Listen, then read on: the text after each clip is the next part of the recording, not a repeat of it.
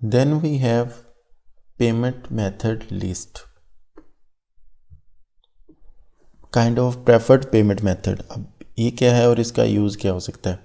जब हम अपने डॉक्यूमेंट्स इशू करते हैं, इनवॉइस या जैसे कैश सेल होंगी तो हम उसी वक्त इनवॉइस इशू कर रहे होंगे और उसी वक्त कस्टमर से पेमेंट ले रहे होंगे, देन उस टाइम हम शो कर रहे होंगे, या जब क्रेडिट कार्ड से पेमेंट लेते हैं तो हम डिफरेंट पेमेंट मेथड के हिसाब से अपनी सेल्स को ट्रैक करना चाहते हैं, या अपनी जो भी हमें इनकम आ रही है, जो पेमेंट्स आ रही हैं, उनको हम ट्रैक करना चाहते हैं। कौन सी कैश से आ रही हैं, कौन सी चेक के ज़रिए आ रही हैं, कौन से बैंक ट्रांसफ़र है, या डेबिट कार्ड क्रेडिट कार्ड से कौन कौन सी पेमेंट्स हमें आ रही हैं। तो हमारी बैंकिंग नीड्स हो सकती हैं ताकि बाद में हमें अपने लेजर्स भी रिकनसाइल करने हैं। तो इस तरह के कुछ ऑलरेडी क्रिएट होती हैं इसमें पेमेंट टाइप्स। हम अपने हिसाब से इनको डिलीट, एडिट, मॉडिफाई कर सकते हैं। It's just a simple list, इसमें कोई कॉम्प्लेक्सिटी नहीं है।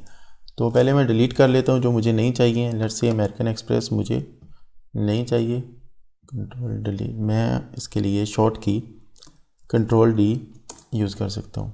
मास्टर कार्ड भी मुझे नहीं चाहिए। ई चेक को मैं रीनेम कर देता हूँ बैंक ट्रांसफ़र से। तो पेमेंट टाइप इसकी, और हमारे पास यहाँ पे ट्रांसफ़र का कोई ऑप्शन नहीं है, तो ई चेक ही क्विक बुक्स में ट्रांसफ़र को रिप्रेजेंट करता है।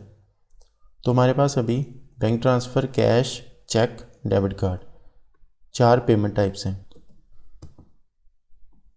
इसको हम स्लाइटली मॉडिफाई कर देते हैं, डेबिट क्रेडिट कार्ड, क्योंकि ये कुछ भी हो सकता है।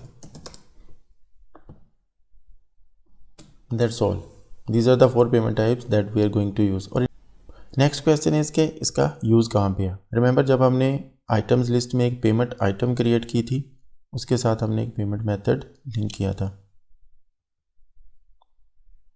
This one. तब हमने सोचा था कि ये जो हमें पेमेंट्स मिलती हैं ये कैश में मिलेंगी पार्शियल में इनवॉइस क्रिएशन के दौरान, तो इसके लिए पेमेंट मेथड हमारा होगा कैश।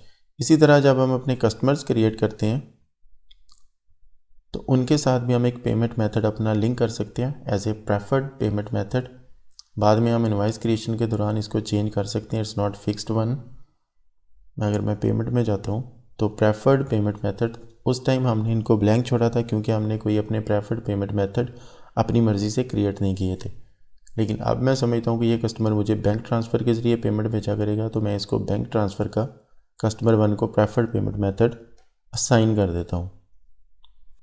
तो इसी तरह हम डिफरेंट पेमेंट मेथड्स क्रिएट कर सकते हैं और उनको अपनी मर्ज़ी से जहाँ हमने यूज़ करना होता है। इसकी ज़रूरत हमें इसलिए होती है कि हमने डिफरेंट तरीक़ों से अपनी पेमेंट्स को ट्रैक करना होता है, और बाद में लेट्स से हमारे पास डेबिट क्रेडिट कार्ड से जो पेमेंट आ रही है इसको रिकन्सिलिएशन के टाइम पे हमने यूज़ करना होता है। तो this is going to be very useful information कि हम इसके हिसाब से अपनी रिपोर्ट्स को मॉडिफाई कर सकते हैं।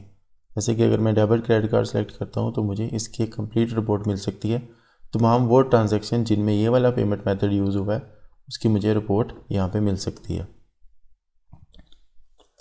इट्स क्वाइट सिंपल, इसमें कोई कॉम्प्लेक्सिटी नहीं है, जस्ट एक लिस्ट में आपको नेम ही क्रिएट करने हैं, दैट्स ऑल विद इट।